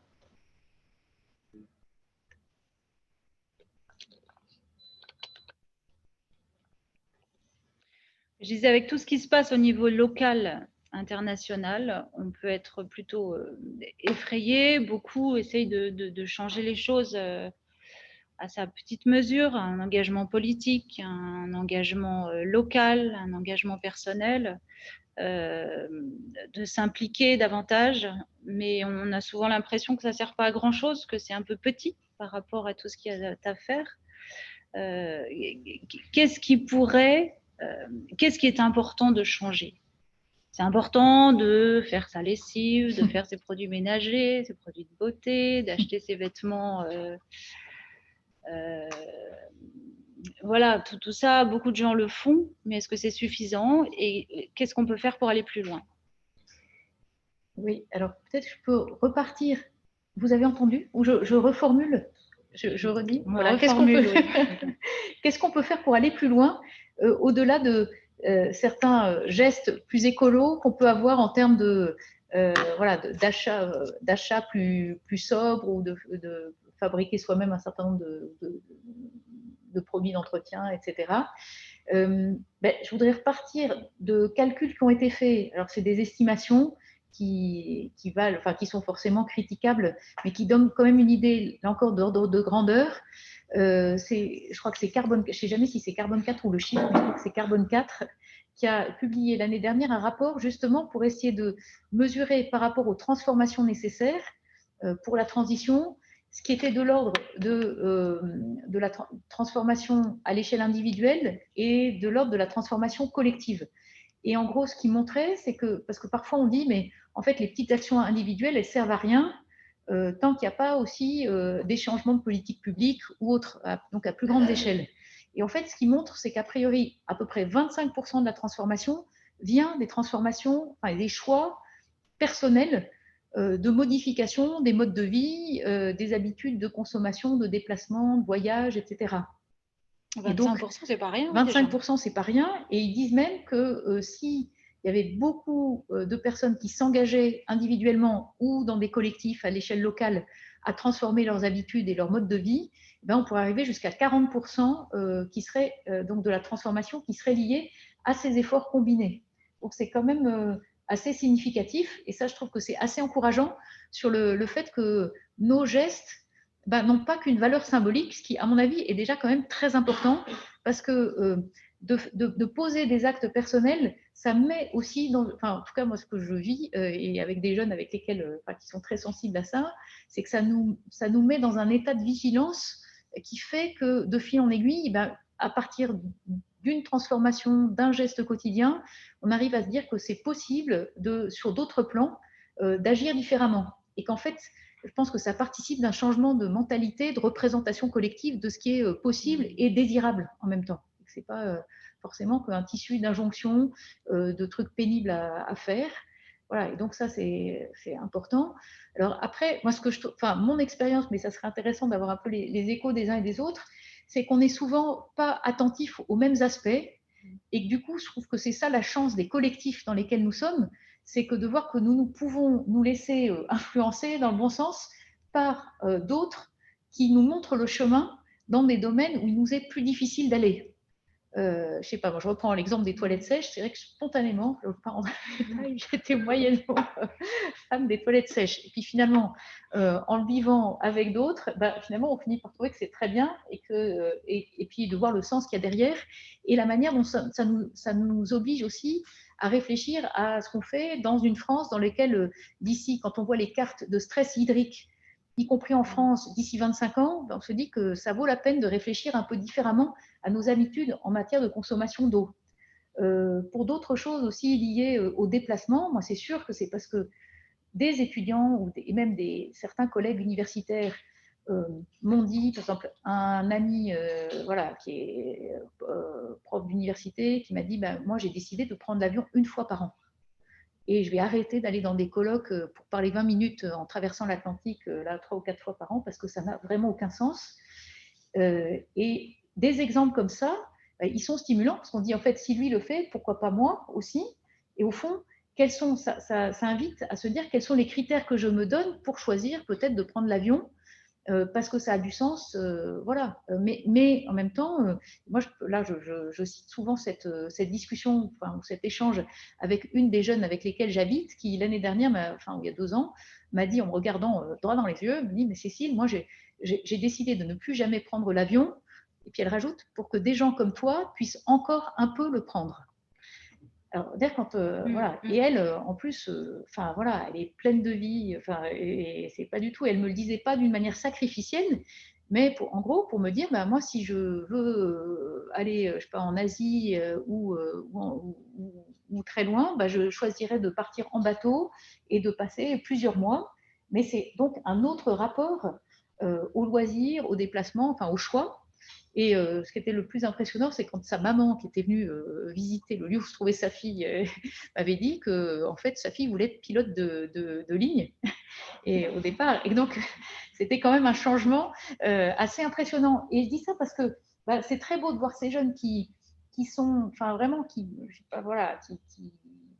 sont en plein dans la vie, qui ne sont pas du tout dans une attitude de renoncement, qui leur paraîtrait rendre la vie triste, voilà, et sans celles qui, au contraire, font ça parce qu'ils sont convaincus et parce qu'ils sont convaincus que ça peut aussi entraîner d'autres. Voilà, et donc, moi, il me semble que l'émulation, voilà, et puis le fait, la créativité collective, elle est extrêmement importante pour que ça soit aussi des projets qui soient désirables et qui ne soient pas juste une somme de contraintes qui pèsent sur nous. Là, il y a une chose qui me semble très importante, parce qu'il y a beaucoup de jeunes qui, au contraire, sont dans une peur de l'avenir. Il y a des jeunes qui refusent d'avoir des enfants en se disant non, je ne veux pas avoir d'enfants dans une société comme celle-là, on ne sait pas où on va, l'effondrement. Et comment est-ce qu'on arrive à ce que nos jeunes soient dans cet enthousiasme et dans ce désir de changer les choses d'une manière... j'allais dire joyeuse, sans être au pays des bisounours, c'est pas quelque chose de forcément facile, mais cet enthousiasme et ces talents. Alors, je pense que ça serait à chacun de dire un peu comment vous voyez les choses dans votre expérience. Moi, il me semble que c'est vrai que je vois beaucoup de jeunes qui arrivent à Forges ou que je rencontre par ailleurs qui me disent, mais en gros, je suis perdue ou j'ai eu une première expérience professionnelle et ça y est, j'arrête parce que en fait, c'est pas cohérent avec ce à quoi je crois, et qui se disent, en fait, je ne veux pas de ça. Et ça, je pense que c'est assez nouveau, parce que, en tout cas, ceux de ma génération, c'était plutôt, voilà, on peut ne pas être satisfait, mais on se dit, puis une fois qu'on commence à avoir une charge de famille et autres, enfin une responsabilité plus qu'une charge, je ne sais pas comment il faut le dire, mais il y a des choix qui ne sont pas si faciles à faire. Voilà. Et donc, parce qu'il y a tout ce rapport, enfin, dans un monde très incertain, comment aussi favoriser une forme de sécurité, je ne sais pas comment la nommer, mais moi, c'est l'expérience que j'avais faite aussi avec ceux et celles avec lesquels on avait écrit les 20 propositions. C'est que plusieurs nous avaient dit, enfin d'abord un de mes grands amis avec qui j'avais beaucoup discuté quand j'écrivais ma thèse sur les questions de fiscalité et de comptabilité, il m'avait dit surtout tu ne me cites pas, parce que si tu me cites, je vais perdre mon job. Et puis quand on a écrit les 20 propositions, c'est un de ceux qui a choisi de ne pas prendre de pseudonyme, parce qu'il se disait que là, on travaillait en équipe, et qu'en fait, il voulait pouvoir prendre la parole aussi pour alerter sur un certain nombre d'enjeux structurels. Et une des choses qui nous avait renvoyé, c'est que, en fait, c'était parce que nous étions un collectif, il disait qu'il pouvait se mettre en risque parce qu'il savait que s'il était viré, il serait quand même soutenu.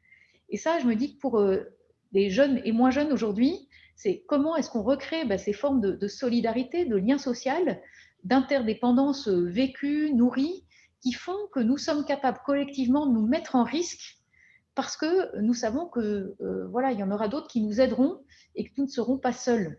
Et donc ça, moi, très régulièrement, j'ai des personnes qui viennent et qui me disent, mais est-ce que finalement, ce qui est formidable, c'est dans des projets comme celui du campus, mais plein d'autres lieux associatifs ou autres, c'est ce que ça favorise en termes de solidarité vécue et du coup de confiance que ça donne en un avenir qui n'est pas que une peur de perdre son emploi, de se retrouver totalement isolé, sans moyens financiers pour soi et pour ses proches. Voilà, alors quand on a dit ça, ça reste, je pense, très compliqué pour beaucoup de personnes aujourd'hui. Mais d'où tout, l'enjeu d'ailleurs c'est exactement le sujet de l'encyclique Fratelli Tutti là, qui est publié il y a 2 jours, que j'ai survolé, donc j'ai lu certains passages et qui est vraiment magnifique, et d'interpellation du pape pour inviter à cette confiance là qui permet, tout ce qui permet de nourrir le lien et la qualité relationnelle à tout niveau. Et ce que je trouve très beau, c'est quand le pape parle d'amour politique, c'est de se dire d'intégrer ça dans des décisions politiques collectives. Et ça veut dire aussi prendre des mesures pour plus de justice sociale. C'est le pendant, c'est d'organiser les institutions et le fonctionnement des institutions pour qu'elles soient capables de favoriser ces liens interpersonnels. Et ça, je pense qu'ensuite, c'est sans doute des initiatives locales, territoriales qui peuvent vraiment favoriser ça pour que ça puisse se traduire à des échelles plus larges. Et il me semble que aujourd'hui, ce que je vois quand même dans des entreprises, alors peut-être c'est plus facile dans des plus petites structures que dans des grands groupes, mais je suis aussi témoin que dans des grands groupes, il y a aussi des gens qui, à l'échelle individuelle, se disent comment on fait justement pour essayer de favoriser un décloisonnement, une interpellation sur les responsabilités collectives et du coup des transformations. Voilà, mais c'est sûr que l'organisation des institutions, elle est pas, bien souvent, elle va peu dans ce sens-là. Et donc, tout ça, ça me rappelle, pour ceux que ça intéresse, je crois, le dernier ouvrage d'entretien de Ivan Illich, où justement, il cite la parabole du bon samaritain pour dire comment il voit le rôle de la transformation des institutions et en critiquant d'ailleurs l'Église quand elle, comme d'autres institutions, quand finalement elle met en place des dispositifs de solidarité sans mettre en avant que finalement ce qui est en jeu, c'est de faire en sorte que les institutions rendent possible des relations interpersonnelles qui peuvent être médiatisées, tout ça, mais qui soient vraiment des relations de proximité, en gros d'amour et de soutien mutuel. Et justement, en disant, le risque, c'est toujours que nos institutions deviennent des machines à fabriquer de l'aide, mais sans que ça soit suffisamment prise en compte la nécessité de nourrir ce lien de manière très vivante. Et je trouve que c'est quand même très juste pour aujourd'hui. Et peut-être quand même ce que la crise du Covid peut nous permettre d'essayer de faire, c'est d'être justement dans des logiques dans lesquelles on retrouve le caractère central du lien de proximité, même s'il est mis à mal par les masques, par l'isolement pour les personnes âgées, etc. Mais... Vous venez de sortir un livre qui s'appelle Manuel de la grande transition. On va faire de la pub. Pas de la pub parce que ça a l'air plutôt intéressant. Est-ce que vous pouvez nous le présenter, les grands chapitres autour de ces thèmes? Voilà, alors c'est un ouvrage collectif qui vient d'une demande de la part de la ministre de l'Enseignement supérieur, Frédérique Vidal, et de son directeur de cabinet de l'époque, Nicolas Castoldi, que nous avions rencontré avec une ou deux autres personnes du campus et moi-même à l'été 2019, en gros après une première année d'expérience du campus à Forges sur place. Donc on commençait à avoir une petite histoire à raconter, et en gros en expliquant un peu le projet du campus, le fait que nous étions aussi un collectif d'enseignants-chercheurs avec en même temps une forme d'indépendance à l'égard des institutions universitaires. En fait, ce qui nous a été demandé, c'est de piloter l'écriture d'un livre blanc sur l'enseignement supérieur à l'heure de la transition écologique et sociale.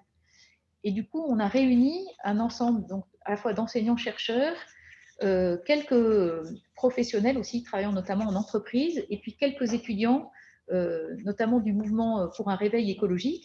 Et on a réfléchi à ce qu'on pouvait produire comme livre blanc, et on a choisi en fait de travailler sur deux axes.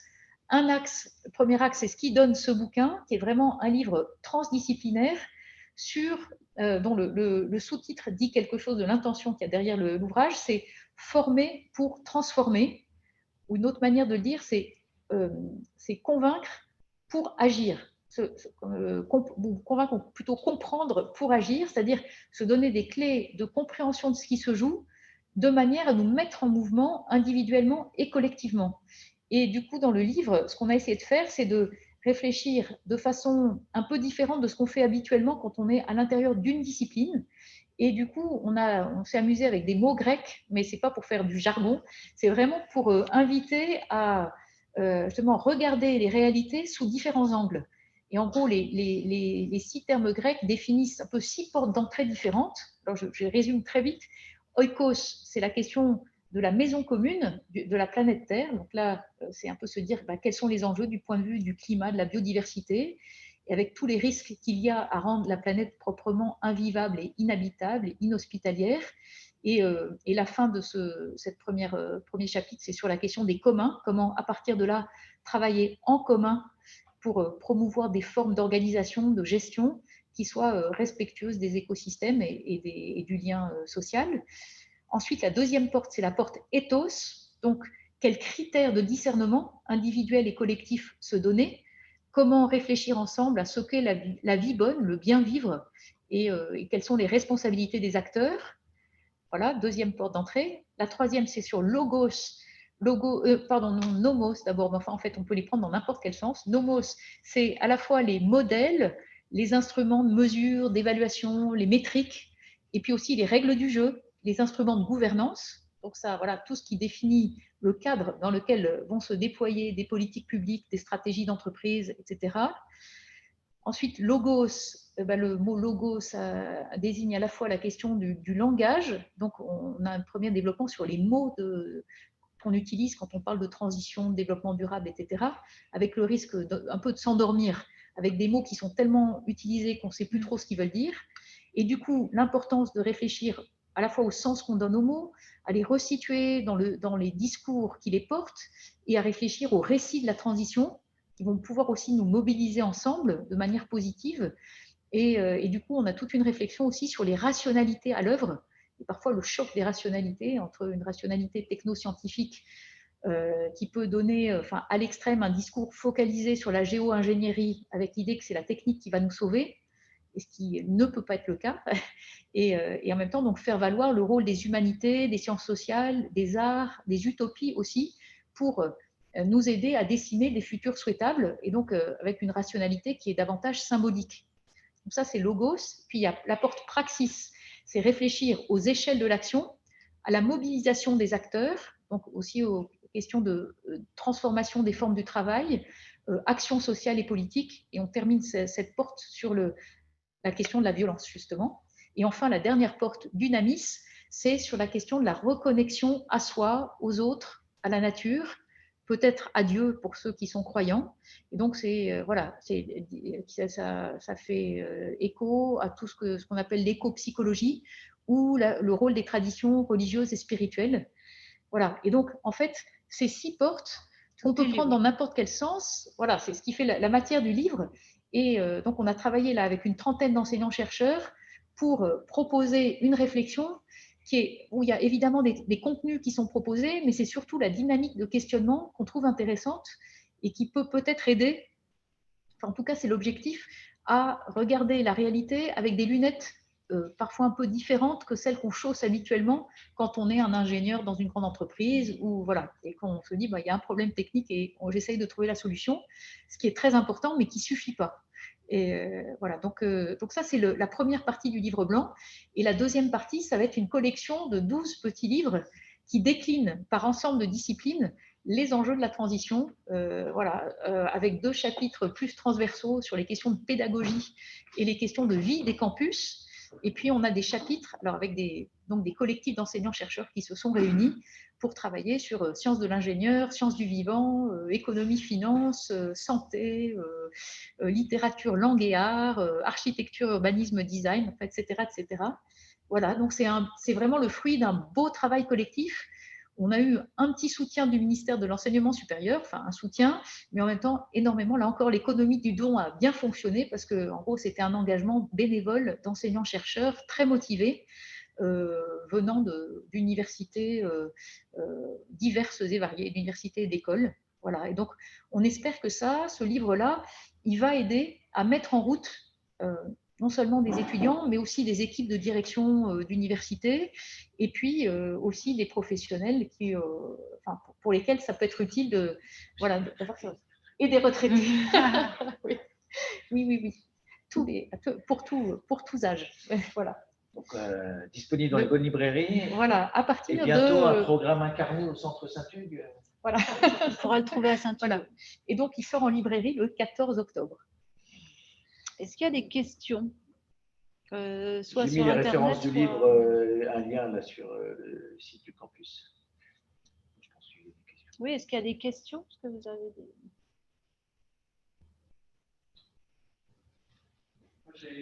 J'ai retenu de vos phrases pour les multinationales. Si l'organisation ne suffit pas, il faut des contraintes. Il faudrait que tu aies près d'un micro, tu te mettes avec ton micro, pour que les gens qui sont à distance entendent ta question.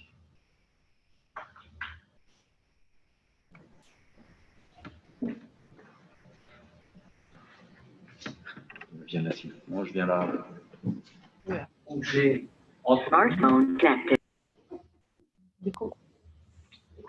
votre affirmation qui dit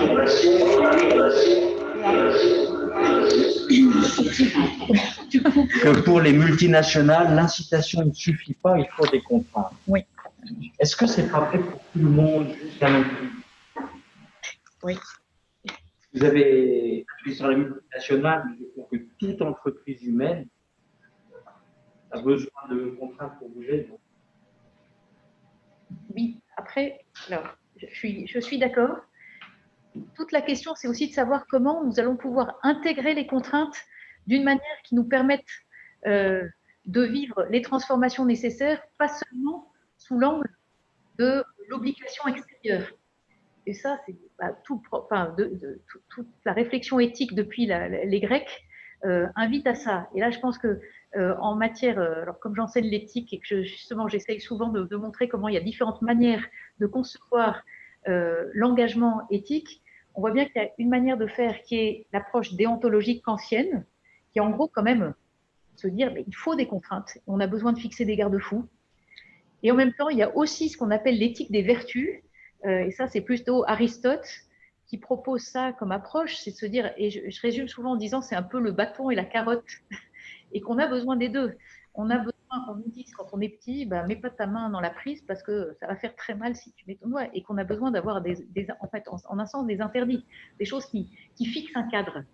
Mais on voit bien qu'ensuite, on a besoin aussi de pouvoir, alors d'abord essayer de faire en sorte que ce cadre, on l'ait tellement intégré qu'au fond, on soit à l'aise avec et qu'il soit plus compris comme quelque chose qui nous bride, mais plutôt comme quelque chose qui ouvre un espace de liberté à l'intérieur duquel il y a de l'innovation, de la créativité possible, de la solidarité, etc. Et je pense que c'est ça dont on a besoin. Alors qu'ensuite, on puisse réfléchir au type de contraintes qui doivent s'exercer sur nous comme citoyens ou comme entreprise, je suis complètement d'accord. C'est pour ça que, voilà, on a remis en cause la proposition de la conférence citoyenne sur le climat de dire de limiter à 120, je crois que c'était 120 km/h, 110 même, 110. Dire, en fait, ça, autant, je pense que le 80 km/h sur les routes départementales pour les gens qui vont travailler régulièrement et tout ça, on comprend que ça soit plus compliqué peut-être pour certains, et encore peut-être qu'il faudrait quand même de toute façon le généraliser. En revanche, sur l'autoroute, moi je trouve enfin, c'est des choses comme ça qui vont nous permettre ensemble d'avancer et de se dire qu'au fond, jusqu'à une date assez récente, on n'avait pas ces moyens de transport extraordinaires, enfin, qui nous permettent d'aller très très vite d'un lieu à un autre. Et au fond, est-ce que par rapport à ce que Hartmut Rosa, là, le sociologue, décrit sous l'angle de la rapidation, là, comme il dit, est-ce qu'on n'a pas justement à nous fixer, enfin, ensemble à acquiescer à l'égard de contraintes que nous nous donnons collectivement, mus par l'exigence de solidarité à l'égard de nos prochains éloignés dans l'espace et dans le temps et qui peuvent être justement victimes d'une double peine parce qu'ils sont victimes aussi des conséquences de ce que nous provoquons, et de décider ça justement sous l'angle voilà, de la responsabilité partagée à l'égard de ce qui se passe et de ce qui se passera de plus en plus. Non, je pense que c'est très juste. Après, la question, c'est justement de se dire comment faire en sorte que la contrainte, qu'on passe de la contrainte externe à l'intériorisation de ce qu'il convient de faire pour pouvoir transformer nos manières de vivre et d'une façon qui est aussi perçue comme désirable.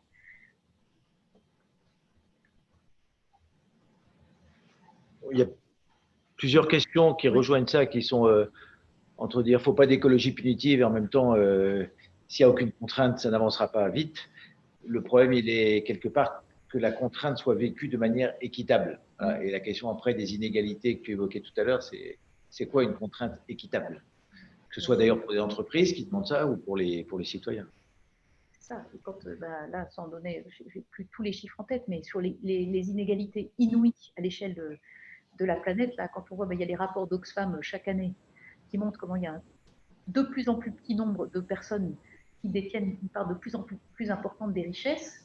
Ensuite, dans les grands, dans les principes éthiques, on peut dire, c'est quand même ceux qui ont la capacité à payer et qui doivent payer. Enfin, c'est en plus du bon sens aussi.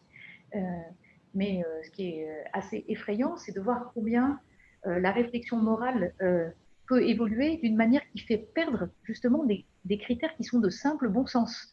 Et moi, je rappelle souvent sur la question des écarts de rémunération ou de revenus, le calcul, enfin, en tout cas ce que proposait comme critère Morgan au début du XXe siècle, quand il disait que l'écart maximal entre son salaire et le salaire de la personne la moins bien payée dans son entreprise devait être de 1 à 20. Et quand on sait qu'au moment de la crise des subprimes, les gestionnaires des hedge funds, des fonds spéculatifs aux États-Unis, gagnaient en moyenne 10 000 fois le salaire moyen d'un ouvrier américain. Bon.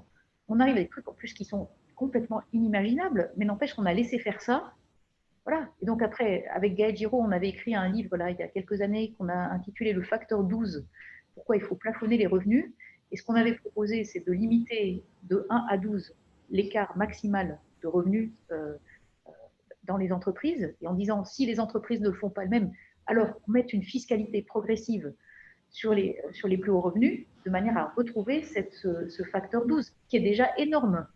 Et là, enfin, pour le dire de façon simpliste, c'est déjà énorme de gagner en un mois ce que d'autres gagnent en un an.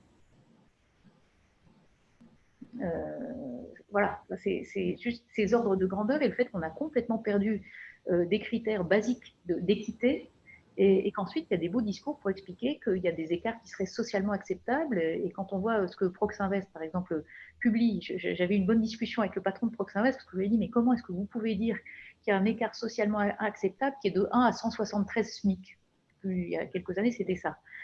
Et en fait, il m'avait dit que lui, dans son milieu, il se faisait traiter de communiste parce que déjà, il mettait un écart, enfin, il bornait l'écart.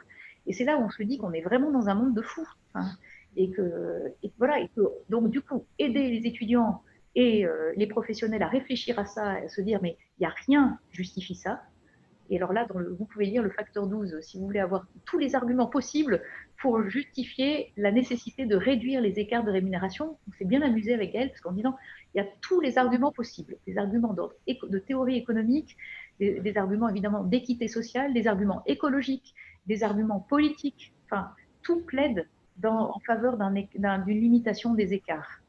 Et voilà, mais voilà, on est comme, ça touche la question de la modification de nos représentations collectives, de ce qui fait une vie réussie et de ce qui convient. Et là, je trouve qu'on retrouve vraiment la question de l'éducation à tous les niveaux. Parce qu'en fait, et pour discuter pas mal avec des étudiants, ou de mes anciens étudiants des mines ou ailleurs, ça va très vite d'être piégé par le fait qu'on est embauché dans une grande entreprise parce qu'on est ce que j'appelle le syndrome du bon élève. En gros, on est bon élève, on a envie de faire bien, il y a des enjeux, enfin, plus quand on est un bon ingénieur, il y a sans doute des enjeux techniques passionnants quand on travaille dans le monde pétrolier ou autre. Et puis du coup, on risque de perdre complètement le sens d'autres éléments qui sont aussi importants, y compris au sens qu'on peut donner soi-même à son existence. Et quand même, sans trahir de secret, quand je pense à des discussions que j'ai eues avec des gens qui travaillaient depuis 20 ou 30 ans dans des grandes entreprises et qui voyaient un certain nombre de problèmes et qui finalement finissaient par se sentir très en porte-à-faux avec un certain nombre de choix, mais qui n'avaient finalement pas su ou pu prendre du temps pour réfléchir avec un peu de recul et qui se disaient, mais au fond, il y a des questions que j'aurais dû me poser avant. Moi, c'est ce que j'essaye de dire aux étudiants formés, c'est dire, ne perdez jamais la capacité à essayer de vous mettre un peu à distance de ce qui se passe pour conserver une liberté intérieure, en fait. Alors après, ça peut être difficile à tenir, mais c'est là que, justement, on n'y arrivera pas à transformer les choses si on n'a pas des personnes qui acceptent d'avoir ce regard lucide et sans dire que ce sont elles qui sont responsables de tout, et en disant que nous sommes complices de maux structurels. Et du coup, nous avons des bonnes questions à nous poser collectivement. Et ça, puisqu'on est dans un environnement chrétien, moi, c'est une des choses que je dis souvent dans les milieux ignatiens, je trouve qu'on ne réfléchit pas du tout assez en termes de discernement collectif et que la spiritualité ignatienne est extraordinaire pour aider chacun à discerner personnellement et qu'il y a encore beaucoup à faire pour qu'on arrive à discerner collectivement à la hauteur des enjeux et à traduire ça en termes d'action politique et d'engagement collectif et politique. Bois du petit lait. Il y a un truc qui s'appelle le discernement communautaire, je crois, dans le langage.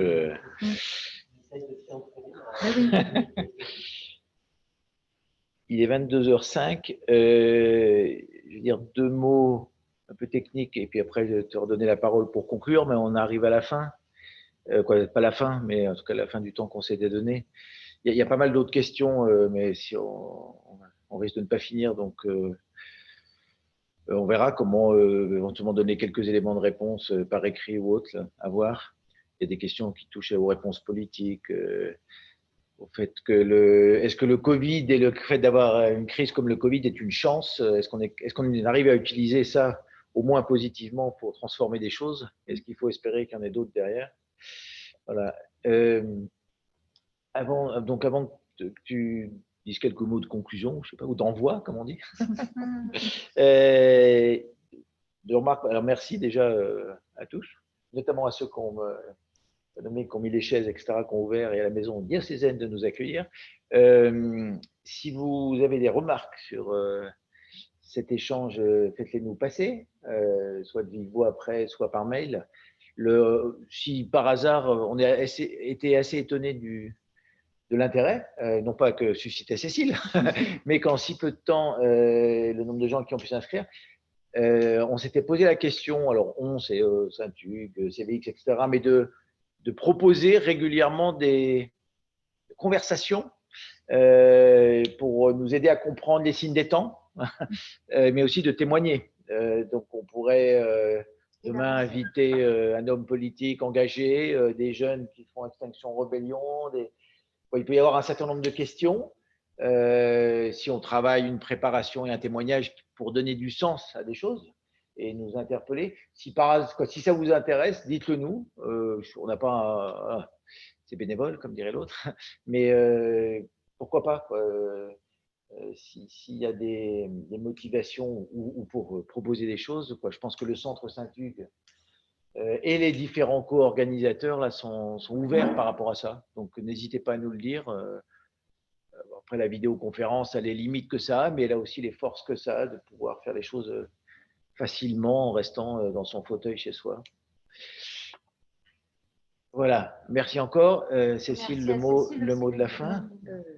C'est très difficile le mot de la fin, mais je pensais justement, j'ai parlé de la question du discernement collectif, et peut-être parce qu'en ce moment, en plus, avec Xavier de Bénazé, qui est le jésuite qui a passé 2 ans sur le projet du campus avec moi, on est en train d'écrire un petit livre pour essayer de relire l'expérience du campus, qui est un projet non confessionnel, mais sous l'angle de l'expérience spirituelle que ça a été pour nous, et de ce qui nous semble décisif justement dans ce que peut être une expérience comme celle-là, d'ouverture.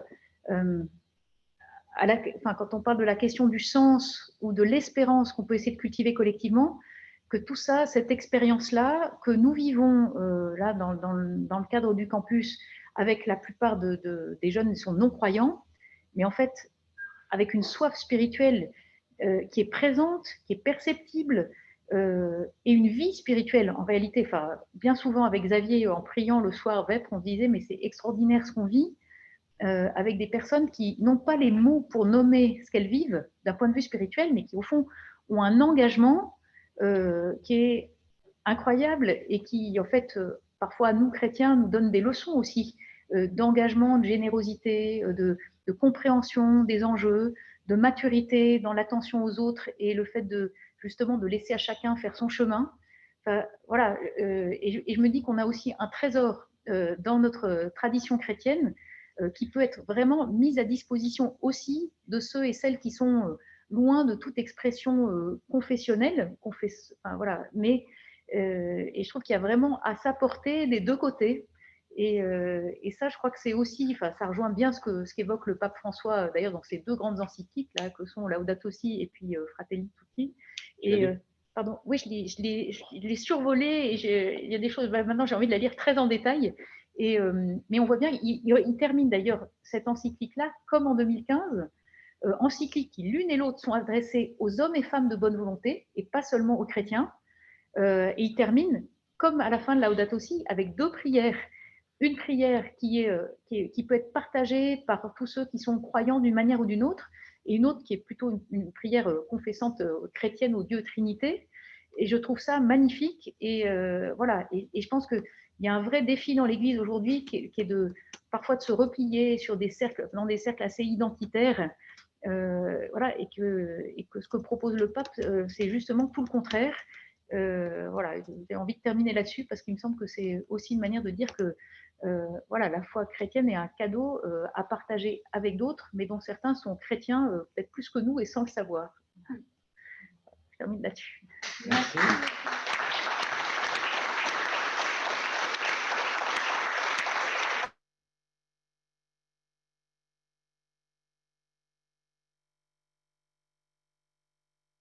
Plusieurs mots pour te remercier pour ton enthousiasme. Merci à vous aussi.